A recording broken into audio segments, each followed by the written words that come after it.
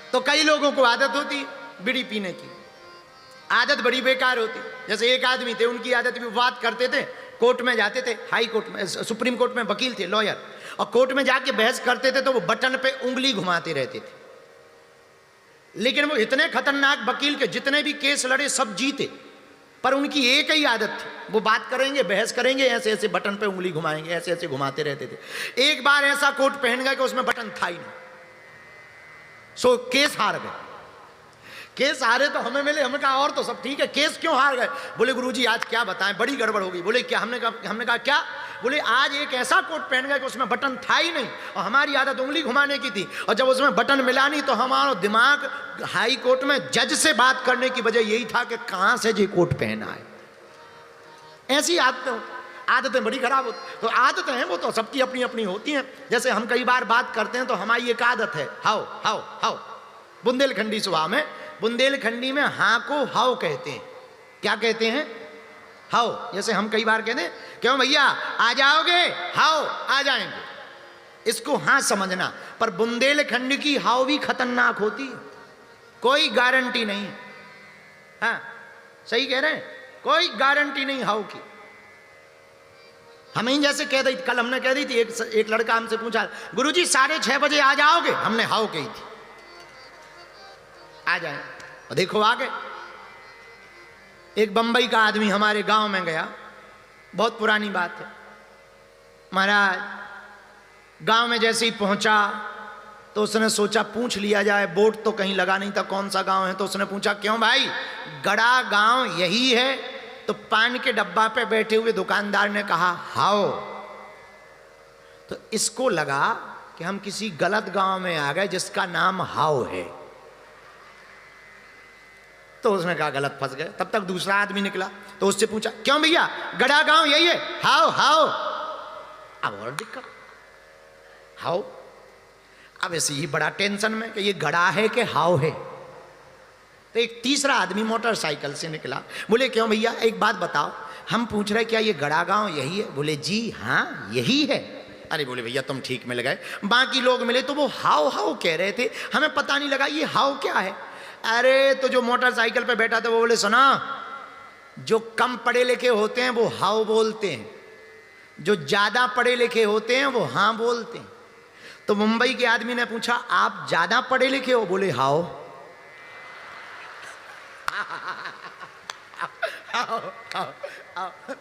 आदत है वो तो, आदत है।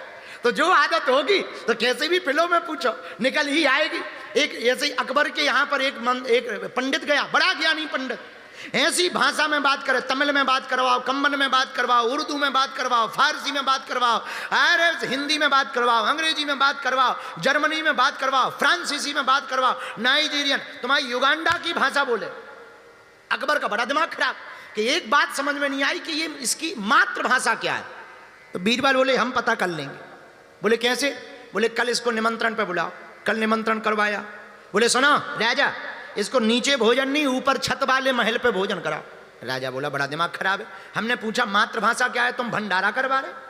बीरबल बोले चुप तो रहो, करवाओ।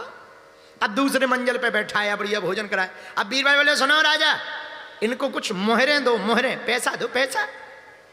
अकबर बोले तुम्हारा दिमाग खराब है, अरे हमने ये पूछा इसकी मातृभाषा क्या है ये पता लगाओ, तुम मोहरें दिला रहे। अरे दे दो।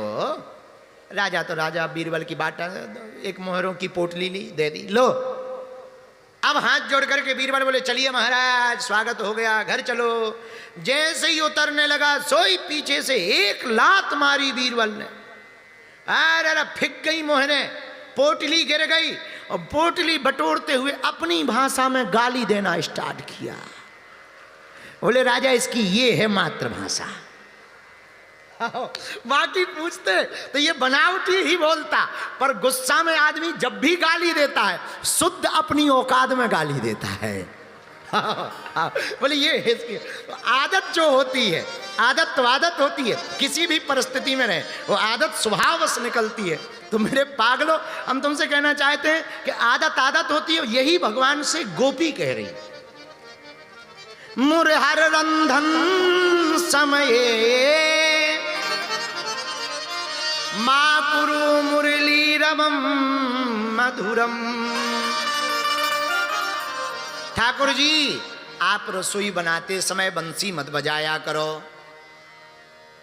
तब तक दूसरी गोपी बोली चुप हो जाओ, अगर आप बंसी नहीं बजाओगे तो हम रसोई नहीं बना पाएंगे। बोले क्यों? बोले हमारी आदत, हम बंसी सुनकर के ही रसोई बना सकते हैं। भगवान तो चले गए, पर गोपियों में आपस में बहस छिड़ गई। अब हमने आपको कहा कि कृष्ण को देखने की नजर कौन सी हो, ये सुनो, ये काम की बात, ये है वो नजर। अब आपस में गोपियां कह क्या रही हैं। एक गोपी बोली, सुनो, तुम क्या खाक प्रेम करती हो ठाकुर जी से? हमारा प्रेम बड़ा प्रबल है। कैसा? कान न दूसरो नाम सुने, नहीं ये कहू रंग रंगो यह बोरो। हमारे कान ठाकुर जी के नाम के अलावा कोई दूसरा नाम ना सुने। और गोपियों, हम तुम्हें कसम दे करके कहते हैं, कान ना दूसरा नाम सुने, नहीं एकहु रंग रंगो यह बोरो। ओ बाबरी बे अखियां जरी जाए, जो सांवरो छाड़ निहारत गोरो।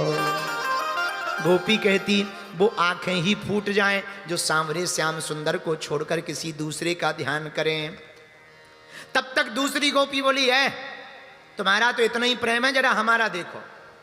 हम भी एक बात कहना चाह रहे हैं, ठाकुर चित्त की वृत्ति है हमें, कैसहु टेक तजे नहीं भोरो।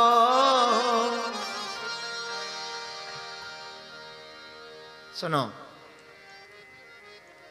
हम एक बात कहना चाह रहे हैं, जिस दिन हमारी आंखें सांवरे श्याम सुंदर को छोड़कर किसी दूसरे को देखें स्वप्न में भी, तो हम तो ब्रह्मा जी से प्रार्थना कर रहे, हमारी आंखें उसी रात फूट जावें। दूसरी गोपी कहती है, हमारे मुख से धोखे से भी कृष्ण नाम के अलावा किसी दूसरे का नाम अगर निकल आवे, तो हम तो सखियों तुम्हें कसम देकर कहते हैं, हमारी मुख को पकड़कर, जिह्वा को पकड़कर जबरदस्ती हमारे मुख में विष भर देना, जहर भर देना, ताकि हम मर जाएं, पर गोविंद के अलावा किसी और का नाम ना निकले। इसी प्रीति पर ठाकुर जी रीझे। इसको शरणागत भाव कहते हैं। कौन सा भाव कहते हैं? जोर से बोलो, जोर से बोलो।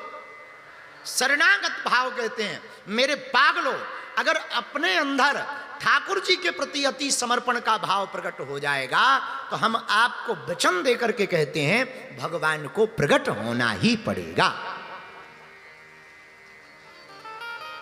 इसीलिए भगवान प्रकट होते हैं गोपियों के सामने। गोपी प्रेम क्यों प्रबल है? क्योंकि गोपियों को केवल कृष्ण के अलावा कोई दिखाई नहीं देता।